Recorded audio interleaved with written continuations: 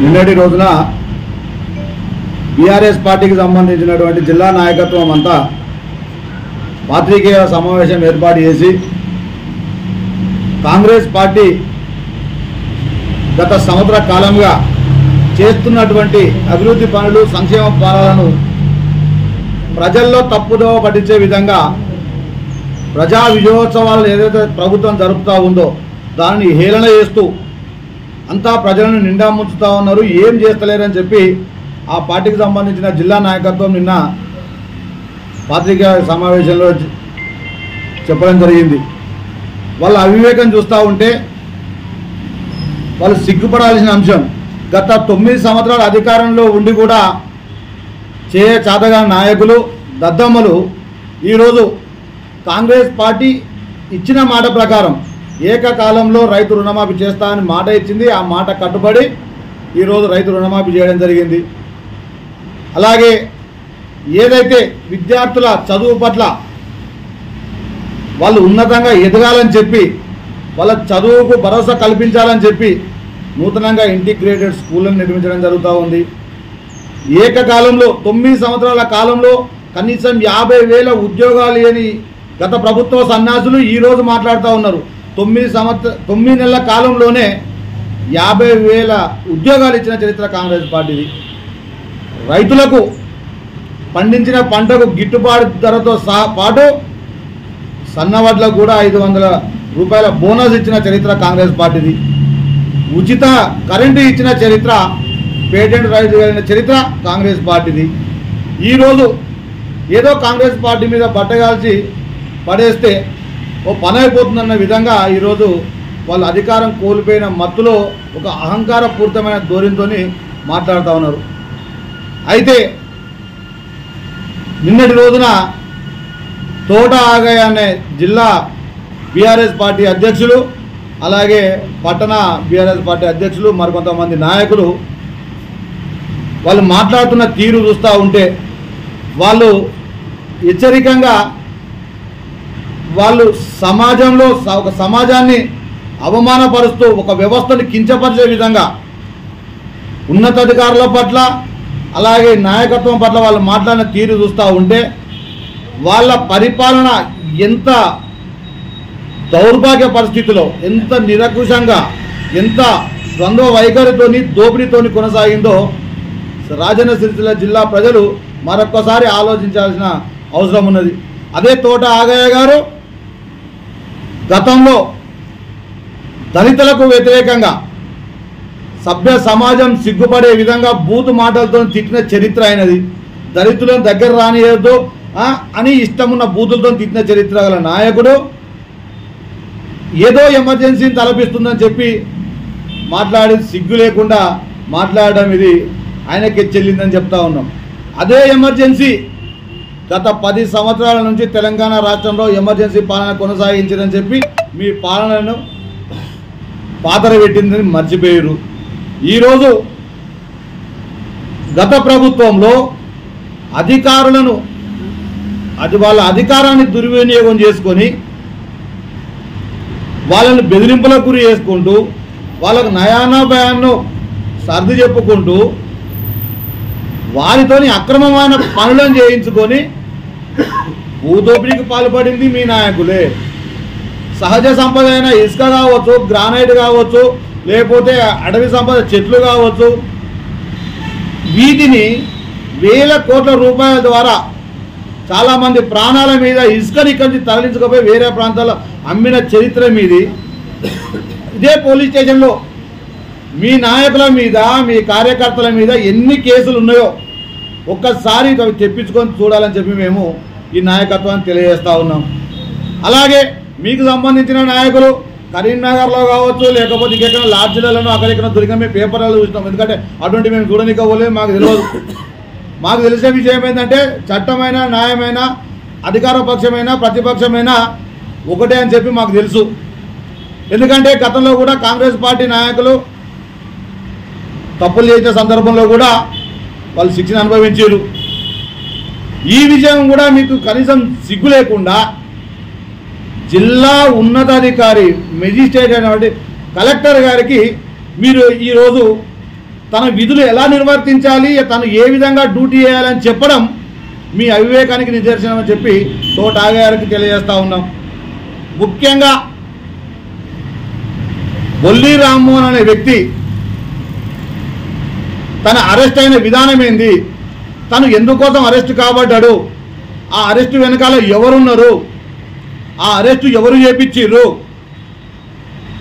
తను చేసిన తప్పులేంది, తను చేసిన దోపిడీ ఏంది, తను చేసిన భూ కబ్జాలు ఎక్కడెక్కడ, ఏ రకంగా అక్రమ సంపాదనతోని మీ పార్టీని ఉపయోగించుకొని మీ నాయకుని పేరు చెప్పుకుంటూ ఎంత సంపాదించిందని చెప్పి మీరు ముందు తెలుసుకోవాలి.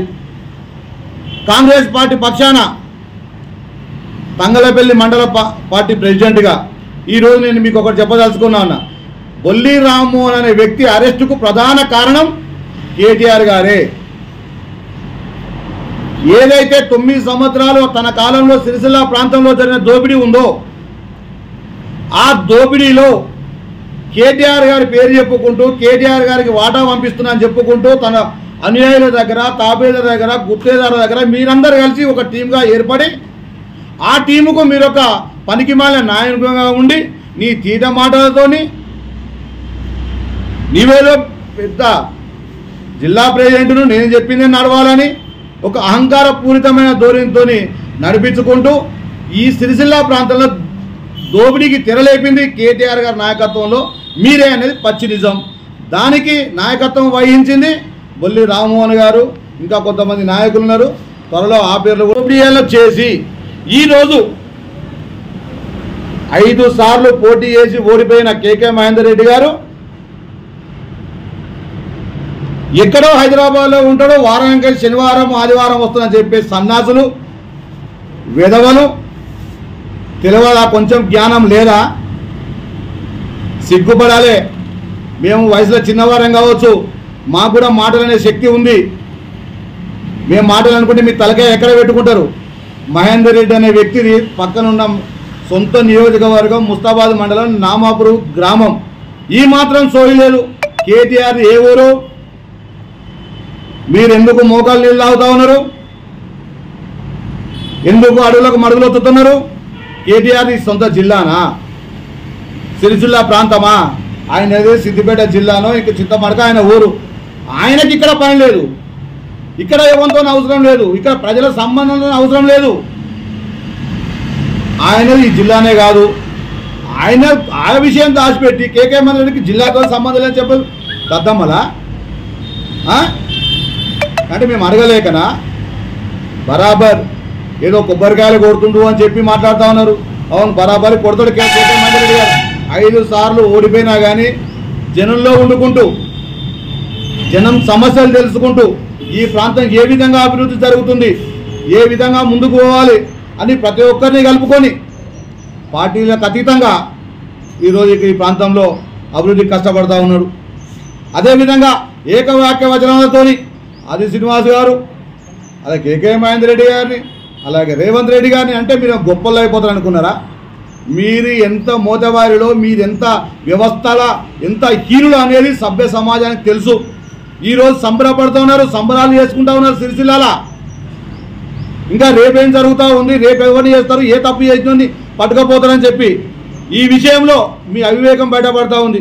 గతంలో మీరు చేసిన తప్పులు గుర్తుకొస్తలేవా? ఏదో సోదరులు కాంగ్రెస్ పార్టీ నాయకులు కార్యకర్తలు మనమంతా ఒక్కటే అంటే మీ దోపిడీలో మేము పాలు పంచుకున్నామా? మాకేమైనా సంబంధం ఉన్నదా? అంటే ఈరోజు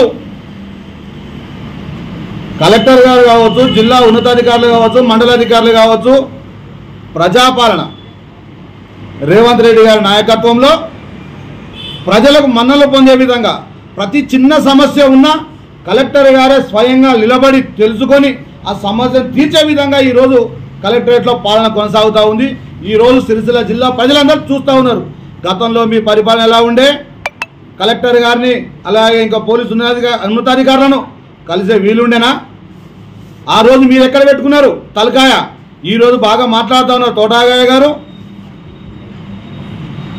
భూములు కబ్జా చేసింది మీరు కాదా? మీ పేరు మీద వెంకటాపూర్ గ్రామంలో కావచ్చు, ఇంకేదో అది కూడా లిస్టు తీయడం జరిగింది. పానీనాగాల్లో అన్ని చూడడం జరిగింది. తోట హైమావతి అనే పేరు మీద మీరు ప్రభుత్వ భూమి తీసుకున్నారా తీసుకోలేదా, అది ధరణిలో ఎక్కించుకున్నారా ఎక్కించుకోరా అని పత్రికా ముఖంగా చెప్పాలి.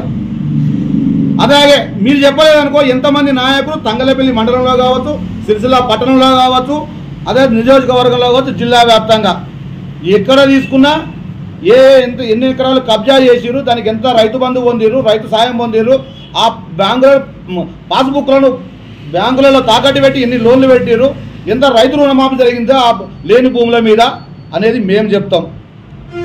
కొంచెమన్నా సిగ్గుండాలే, చేసిన తప్పులని మీరు చేసి ఈరోజు మీ పరిపాలన చక్కగా ఉందని చెప్పి మీరు కేటీఆర్ గారు ఏదైతే తలంపు తెలిసిండో మీ వల్ల నియోజకవర్గం అన్యాయం గురి కాబట్టేదని తను నిజం తెలుసుకున్నాడు. కేటీఆర్ నిజం తెలుసుకున్నాడు కాబట్టే మొన్నటి రోజున బొల్లి రామ్మోహన్ అనే వ్యక్తి అరెస్ట్ జరిగింది.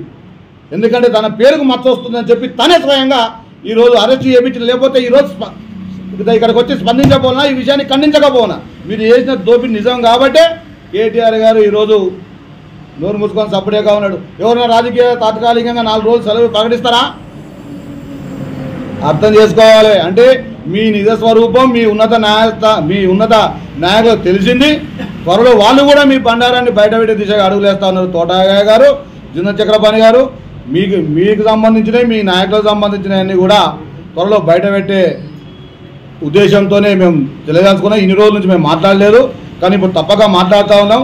మీకు ముఖ్యంగా తెలియజేస్తా ఉన్నాం, కేకే మహేందర్ రెడ్డి అనే వ్యక్తి సిరిసిల్ల నియోజకవర్గంలో ఒక శక్తి.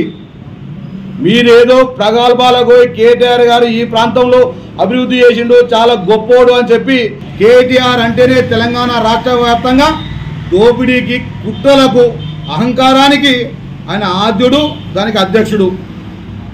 దానికి మీరు ఇక్కడ తాబేదారులు.